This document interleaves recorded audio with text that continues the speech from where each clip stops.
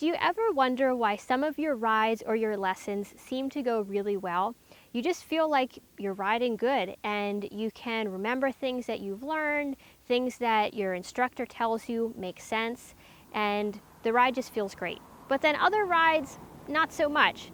Maybe you are struggling with skills that came easy just the week before or the last ride. Or in a lesson, things that your instructor is telling you to do, they just don't make sense. You can't seem to get your body to get engaged and to do them. What may be making the difference here is your level of energy, engagement, and focus. And this is true not just for us as riders, but also for our horses as well. There were two psychologists, Robert Yerkes and John Dodson, that studied the relationship between an individual's physical or mental state and their level of performance. And what they came up with is essentially this graph, which is called the inverted U theory.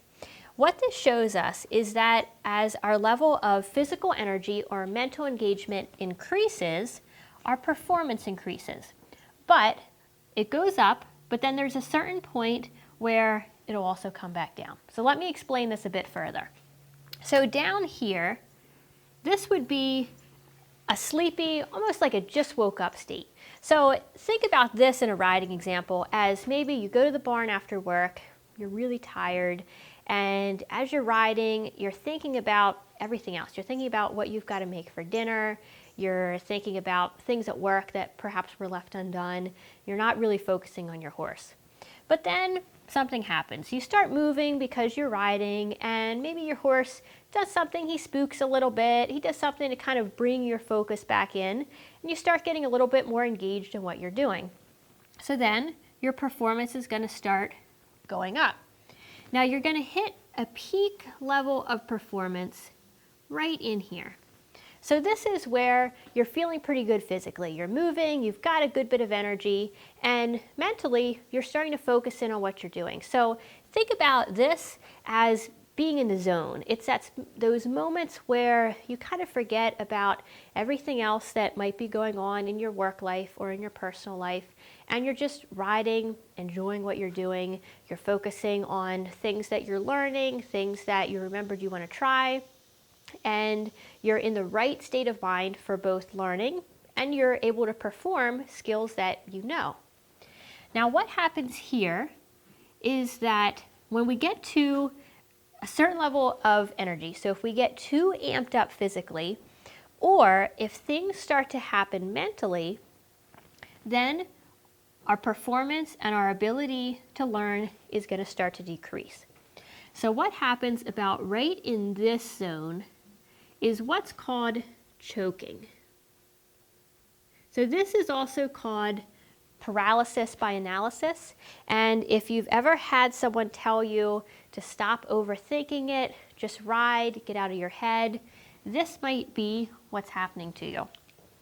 So when we go into a state of choking, it basically means that on a skill that we know how to do, we're reverting back to a beginner stage. So if you think back to video 1 here in our course, and we talked about how as we're learning to do something, we start off having to think through every stage of it. We perform tasks slowly and cautiously. But as we start to learn how to do that skill better, it becomes more automatic. When you go into a choking stage, what happens is that skills that should be automatic for you, that you know how to do, you start overthinking them and you revert back to more of a beginner stage. This is something that also happens to a lot of top athletes, or this is what happens when we get performance anxiety, whether it's at a horse show or a competition, or we could even get it if we put too much stress on ourselves for that we should be doing better or we should be progressing faster than we are, or maybe we just don't like having somebody watch us, or we ride with a new trainer and that extra stress leads to us going to the stage not performing as well. And then finally down here, this is where we have full panic. So this is what's called brain lock. And when we're in a panic, We're no longer acting rationally, and our brain is going to revert to primitive behaviors. So up here, when we're choking, it's reverting to previously learned behaviors and beginner type behaviors. When we're down here in a panic, we're just doing primitive behaviors basically designed for fight or flight. What happens when we go into panic mode? An organ in our brain called the amygdala triggers the stress response. And then our adrenal glands release the substances of adrenaline and cortisol, preparing for an emergency. Our heart rate increases and blood flow is redirected to our extremities, our arms and our legs, preparing for fight or flight. Stress chemicals in our brain block the neurotransmitters that are trying to make logical connections. This is why it seems as though we can only do primitive behaviors. We can't actually do the things that we know we should do or that we've learned to do in those situations. Another thing that happens is that we hyper-focus. So we get too focused on whatever our brain is perceiving as a danger, and we can't think about or we can't notice the other things that are going on in the environment. So this stress response and this panic could save your life if you're being chased or attacked by someone. But when you're on the back of the horse, it almost always makes the situation worse. The real question here becomes, can we control and manage our physical and our mental state to prevent things like choking or panic? The answer is yes. There's actually a lot that we can do to help keep ourselves in this optimal range. So it's simple things like to increase your energy or your engagement to the point where you can learn better and you can perform better and do the skills that you know how to do. Just do things physically. If you get your body moving, that'll start to get your brain working a little bit more clearly. Another thing you can do right in this section is just deep breathing. So that can help calm you down if you start to feel yourself getting too amped up or starting to overthink situations. There's some other things that you can do and that you can think about not just for yourself, but also starting to consider how your horse moves along this, because this is just as true for animals, just as true for our horses as it is for us. So I've put a downloadable worksheet down below that goes a little bit deeper into some different strategies or different things you could do to control your emotional and your physical state, your mental and physical state. But I'd also like to go a little bit deeper and share a little story of a study that was done that gives some real insights on how we can specifically prevent choking, how we can start to prevent that paralysis by analysis, that overthinking. The study that I wanted to share with you was done at Michigan State University, and the purpose of this study was to see if practicing in a different way could help improve performance, and specifically help improve performance under pressure and avoid the choking that we talked about. So what the researchers did is they got a group of participants and they split them into 3 separate groups. So the first group was practicing a golf skill. They were actually all practicing the golf skill of putting. But the first group was told to practice as they were being videoed. And they were also told that the videos of their practice would then be submitted to professional golf players for critique. So the idea behind this was to have this group practicing with a little bit more self-awareness or self-consciousness. The second group was told to practice with a distraction. So the distraction that they were given was pretty simple, but a tape player was played in the background, and every time that this group heard the word cognition, they were told to repeat it. So they had to think about what they were doing as far as practicing their putting, but they also were distracted by listening to this tape player and trying to pick out the specific word.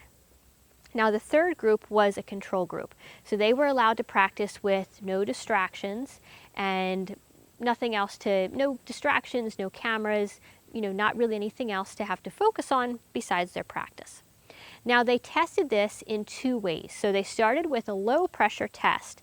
And in this one, there was no audience, there was no prize for the winner, and there were no cameras. In the low pressure test, all 3 groups performed equally well. But what's interesting is when they did the second test, which they added a degree of pressure by putting up a significant amount of money as a prize for the winner.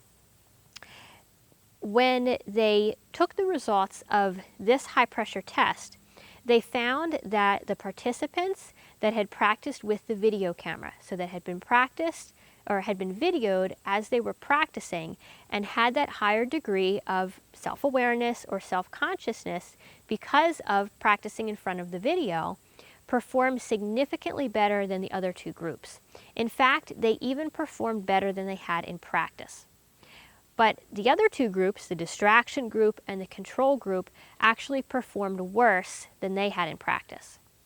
So I think what this study shows us is that when we can practice something deliberately with perhaps a higher level of focus and a higher level of self-awareness, we're going to be able to then perform those skills better under pressure.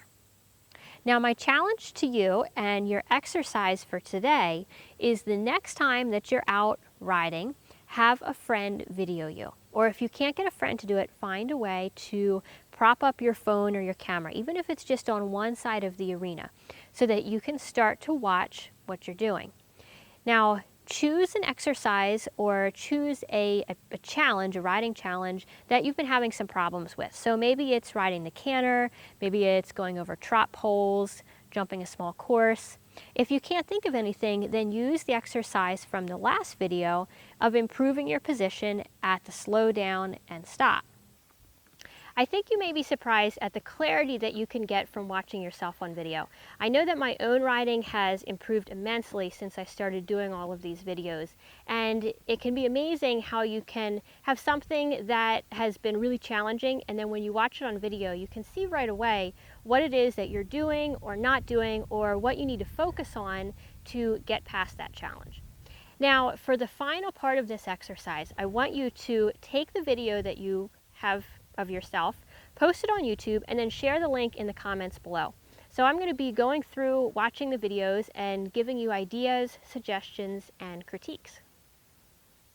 Improving your level of energy and engagement, physically and mentally, will go a long way in your ability to learn new things, and it's also going to help you consistently perform the things that you already know. But there's another aspect of learning that we haven't talked about much, and that is memory.